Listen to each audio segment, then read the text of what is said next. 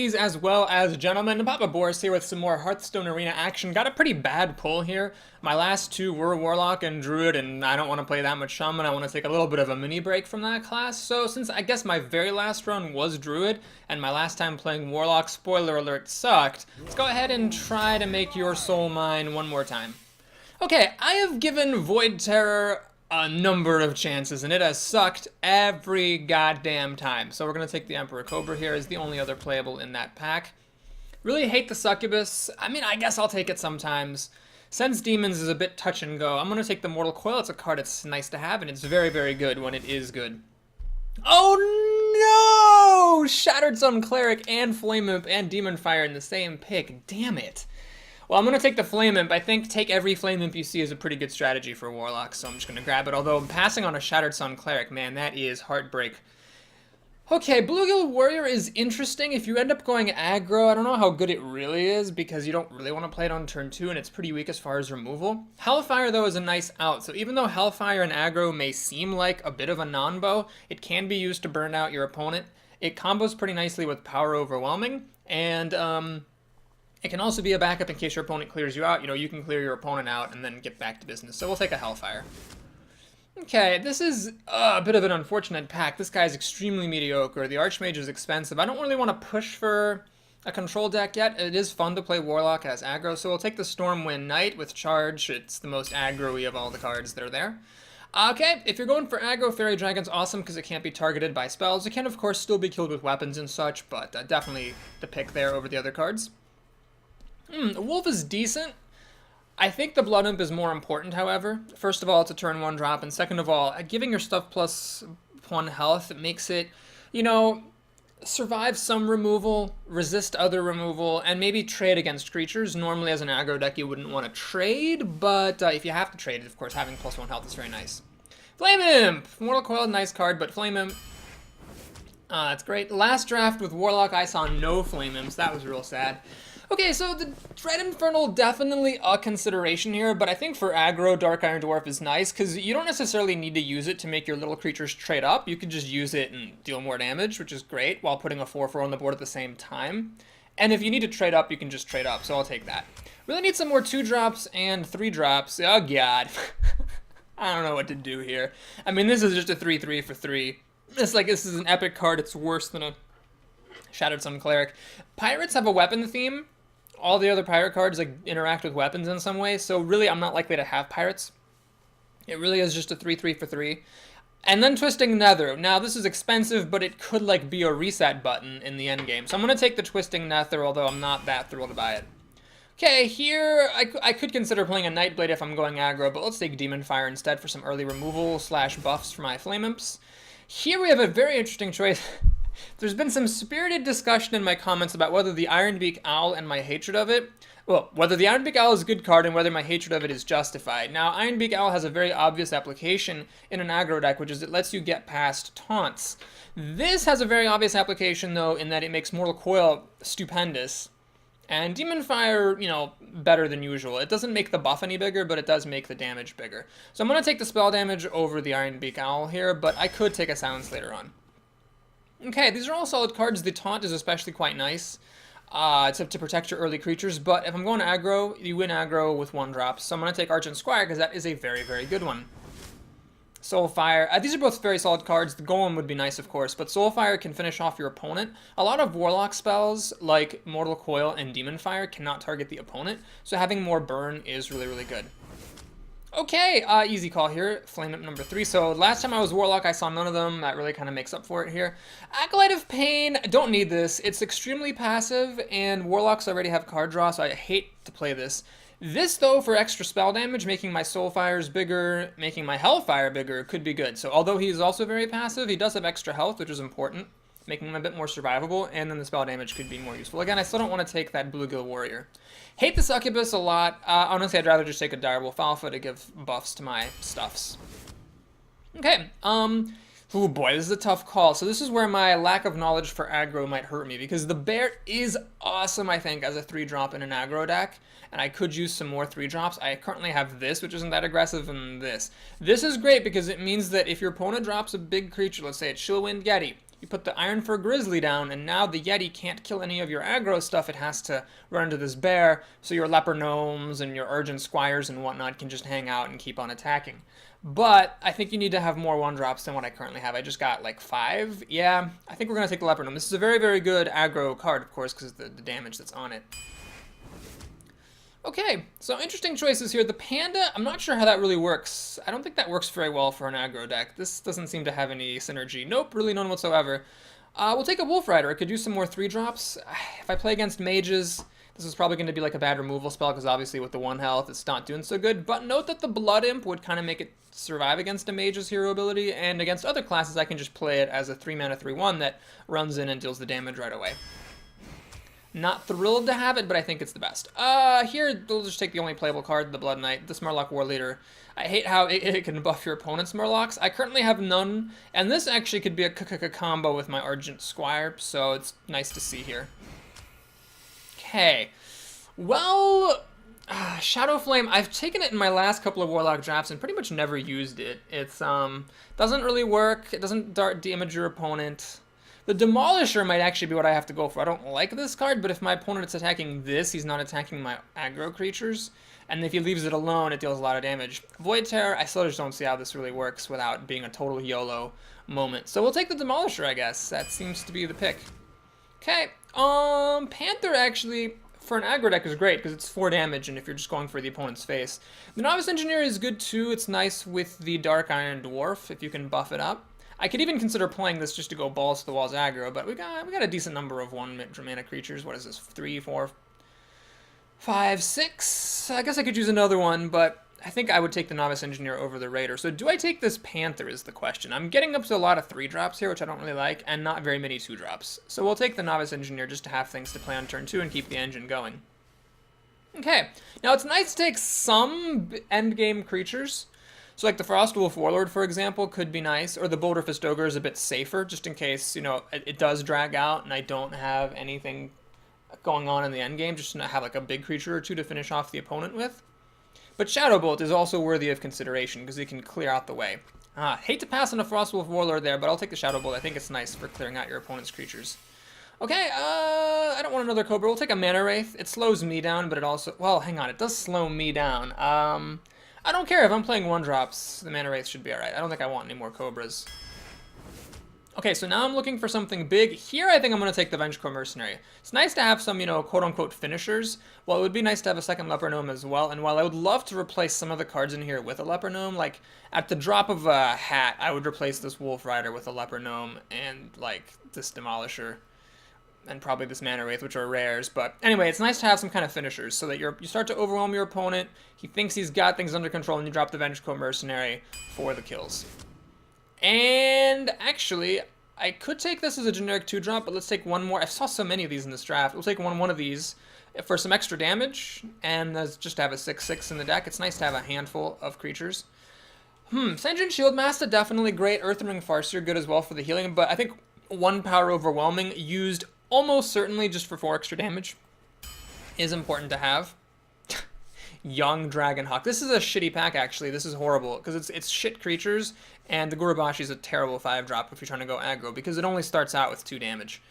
That sucks. It really does. I mean, the Gurubashi works nicely with, I suppose, the Dread Infernal, because that'll trigger the Enrage. With the Hellfire, which will trigger the Enrage, I could, I guess, Shadow Bolt it, or Immortal Coil it to trigger Enrage. Okay, we'll play it. The other cards are just so bad, they're unplayable.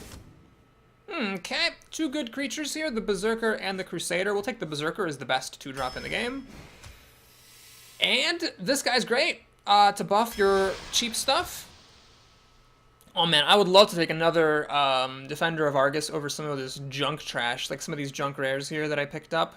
Like, well, I take it over a Twisting Nether for sure, but that's an epic. I would take it over this Cobra for sure. Probably I would take it over, yeah, I would take another Defender of Argus over a Mana Wraith. So there were definitely some places where, like, the draft didn't fully cooperate with me, but I think this was a very a very versatile draft. I could see another player having drafted like a really nice, just well-rounded endgame deck, because there were a lot of Dread Infernals here. There was a Boulder Fist Ogre in there. There's a fair amount of endgame content, and the Twisting Nether, of course, is great for control. But I think there was also enough stuff to justify going the aggro route, so we will see how it goes. Obviously hoping to get lots and lots of 1-drops. Paladin's a bit of a tricky class to play against when you are aggro, since, you know, the Paladins make 1/1s and they trade a lot of your creatures. I'll keep my 2-drop and I'll keep my Soulfire in case I need it. I'm hoping I don't need it, though. Okay, we got our 1-drop. This is really nice to see against a Paladin, because I'm pretty happy to pop a Divine Shield to keep his minions, keep at least one of his minions off. We'll see how it goes. Hopefully he doesn't have any... Well, I don't know. I guess if he has a turn 1 play and we're both aggro, I wouldn't mind playing aggro versus aggro. That wouldn't be the end of the world. Alright, there's a secret. Well, that's fine by me. Pretty much... Okay, so because it's a secret, I'm not going to play Flame Imp, and the reason for that is that a Noble Sacrifice would kill the Flame Imp. So I'm going to play the Argent Squire instead, playing around the most likely secret. Okay, it's not Repentance. That would have been hilarious. Yeah, so what this means, unfortunately for me... Oh, God, I could have coined out the Flame Imp as well. That probably would have been really smart. Oh, God, what am I? It's been like a day since I've played, and I'm already making dumb mistakes. Well, that's silly of me. I apologize, folks. That was obviously very, very silly. We're gonna go ahead and try to kill this, see if it's Noble... It's not! Noble Sacrifice. Oh my God! It's Eye for an Eye! That's what it has to be, because it wasn't Repentance, Noble Sacrifice, or Redemption. It is Eye for an Eye! Oh boy. Okay. Haha. Great. Now, the risk of coining out the Flame Imp is, of course, the stuff will all die to Consecration in 2 turns. I'm fine with that, though. I'm alright with that, because basically... I don't mind going down cards if it means dealing more damage to my opponent. I've got my handy-dandy life tap here, plus a Novice Engineer for more cards as I need them.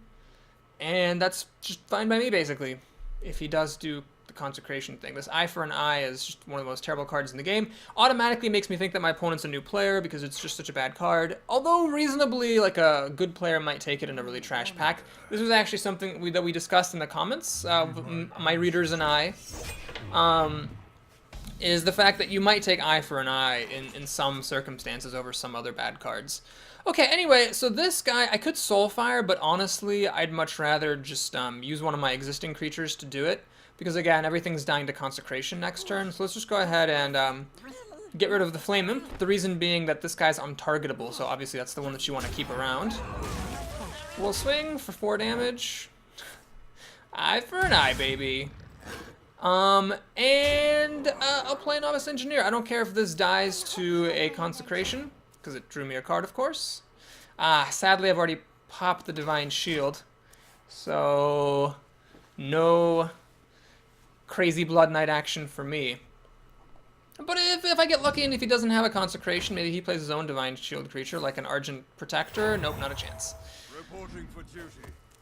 Okay, well, here I think the situation is very straightforward. I'm going to go ahead and just use the Stormwind Knight I just drew to kill the... Well, do I just ignore his stuff? I could ignore his stuff, which is an interesting idea. No, I want to definitely kill off this 1/1 because that thing is probably going to die to a Consecration anyway. And I think he would have played a Consecration last turn if he had one. So I'll just keep his board clear. Even when you're aggro, think twice about letting Paladins keep creatures. So now everything dies to Consecration because I let this guy take 3 damage, but I think he would have played it the previous turn if he had it, so I'm guessing he doesn't have one. Unless he top decks it. So that should be alright here.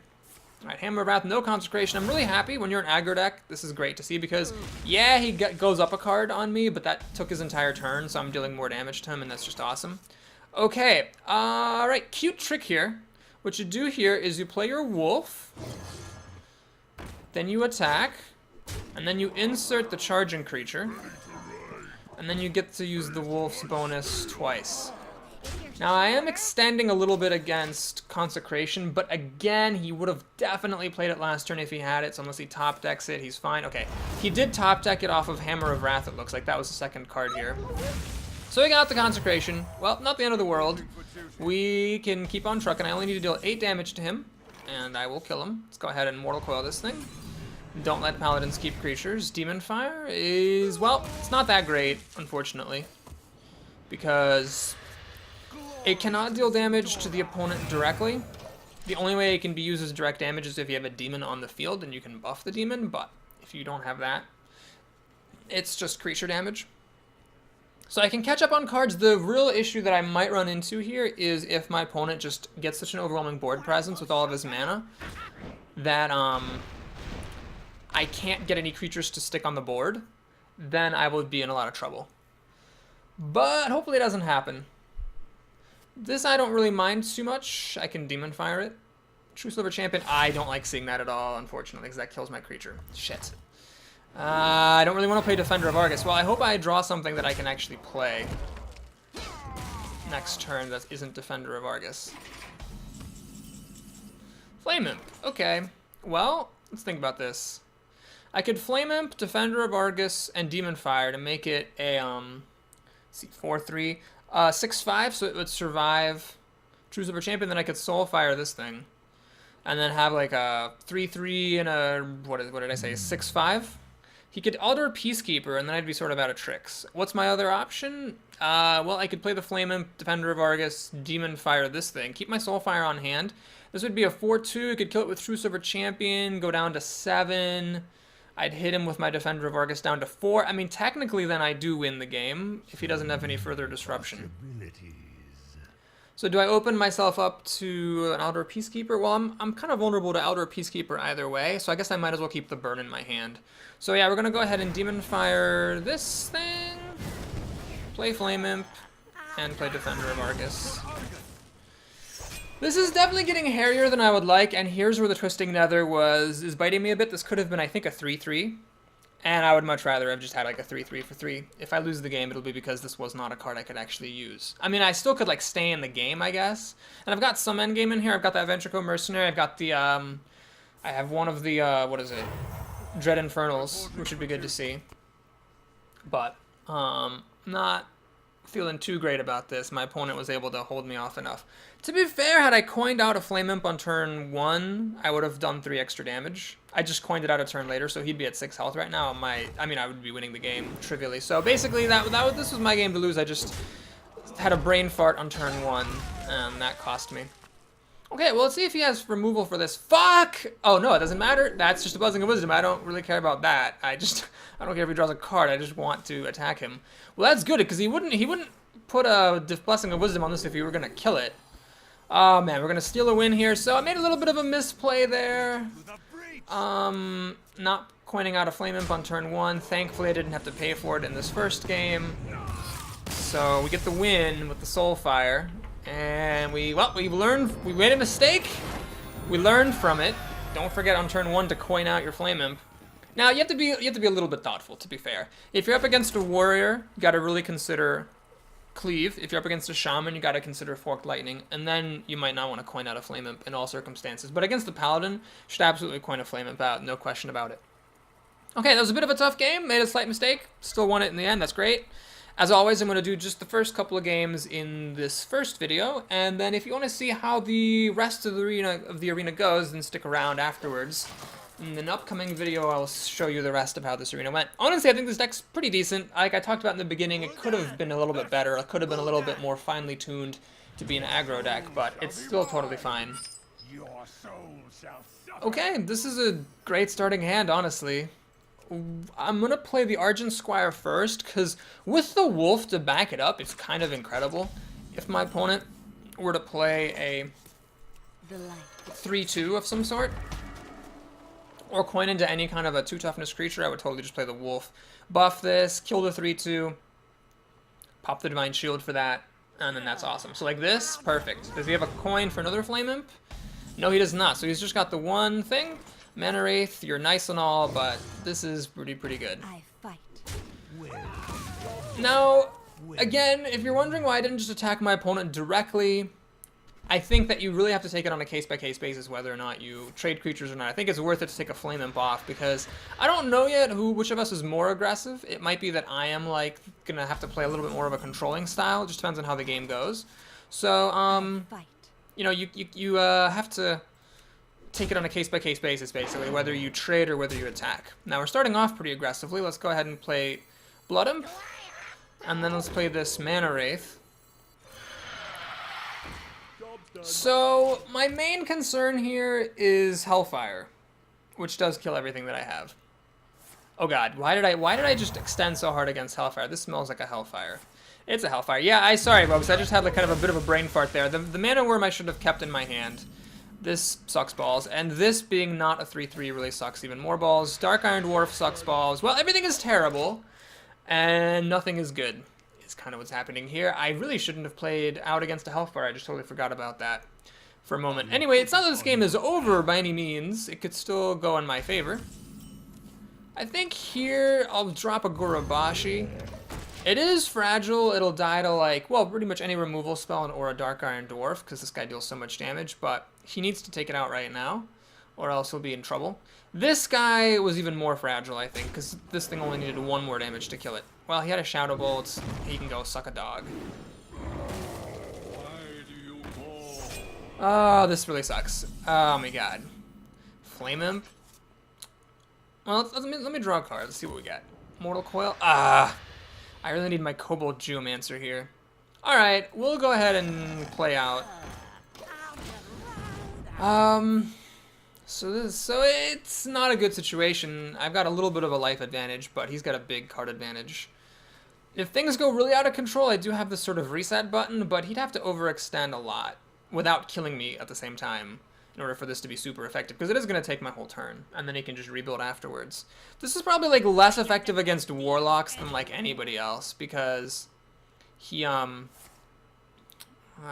because basically the Warlock can just, after you do this, draw a card and repopulate pretty easily. Okay, well, it sucks now because I have to kill this stupid taunt instead of getting rid of his actually valuable creatures, and Mortal Coil is not good enough. I'm gonna life tap, see if I can get my Kobold Geomancer. Power Overwhelming, you are not helpful in the slightest. Shit. Oh, I just lose now. He's gonna hit me for 9 damage, and there's like nothing I can do about it. Oh my god, this game sucked so badly. Ah, man, that Hellfire. I should not have played out my Mana Wraith. I should have held that back. God damn it, what was I thinking? Well, shoot, I made some mistakes in the first game and was sloppy, and clearly that did not stop me from making terrible mistakes and being sloppy in this game either. Let's imagine he were to do something crazy and leave all my creatures alone. Nope, not a chance. He's just gonna keep drawing cards with this Auctioneer. Oh, fuck. Wow, he's got a lot of removal. And he draws cards for all of it. Okay. This game's pretty much over, but we'll hang in there just for poops and giggles. What do I got here? 4, 6, 9, nope. So 4, 6 with 2 mana left over. Yep. So we'll do Mortal Coil on that. Leper Gnome. Okay, that's actually pretty great. So we'll do this, and I'll play this on Leper Gnome, so it's the less valuable creature. So if he has to trade this panda for my dude, he leaves my better creature around. I can't deal lethal. He's got too much health. 4, 6, 10. Yeah, there's just nowhere near enough. Plus, he only needs to deal 3 damage to me through any source of damage to just kill me right here. Oh my god, this game is so terrible.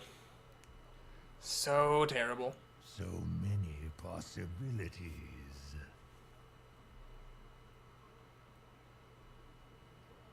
Of course, if he hadn't had Hellfire, I'd be totally fine. I had so much power on the board. Just goes to show why Hellfire is such a good card. There's really no other spell in the game that deals that much damage across the board for so little mana as Hellfire. So many possibilities. So Power Overwhelming would win the game. A Wolf Rider or an Argent Commander would win the game. Soulfire would win the game. There's like a million cards that would just let him win on the spot. And even if he doesn't win on the spot, he still has the next turn. Because I'm not going to kill him on my turn. Just don't have enough beef. Possibilities. What is he thinking about?